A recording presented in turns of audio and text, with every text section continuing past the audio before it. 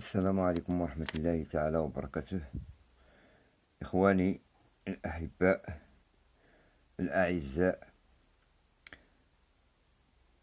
نشكركم على المتابعة في قناة جوهر المصباحي للعملات القديمة. اليوم إن شاء الله بحول الله غادي نتكلم لكم على الدرهم المغربي، الفراب موني والفراب ميداي. ولنذكركم إخواني، لا تنسوا الاشتراك وتفعيل الجرس ليصلكم كل ما هو جديد إن شاء الله. ونتمنى أن نكون عن حسن ظنكم. كما قلت لكم إخواني، الدرهم المغربي كما تعرفون ويعرفه الجميع هو درهم مميز لسنة 2002. كما تلاحظون إخواني، هذا الدرهم الذي في يدي فهو فراب موني، يعني عملة متداولة يتداول بها الجميع. واللي كنبحثوا على الدرهم الفراب ميداي اللي يكون كما كتشوفوا هاد الواحد رقم واحد درهم اللي هو لتحت، يجي مع الصورة نتاع الملك في صف واحد.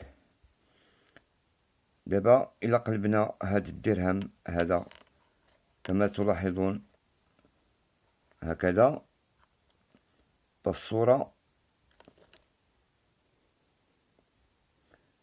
كتكون مقلوبة، الرأس يكون لتحت مقلوب. فهذه العملة هي فراب موني، العملة المتداولة التي يتداول بها الجميع. أما الفراب ميداي كما قلت لكم خاصو يكون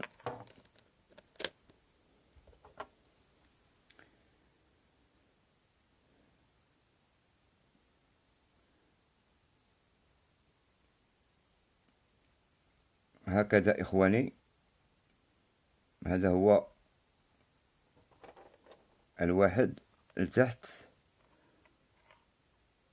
ونحاولوا نعكسوا الاتجاه هكذا،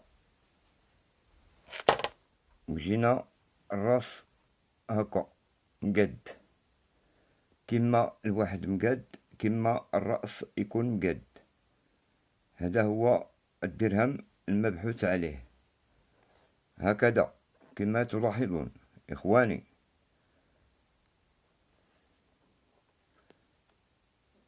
كنقلبوه كنلقاو الواحد مقاد مع الراس، الواحد كيجي هكا والراس كيجي مقاد. هذا هو الدرهم المبحوث عليه، هو الفراب ميداي.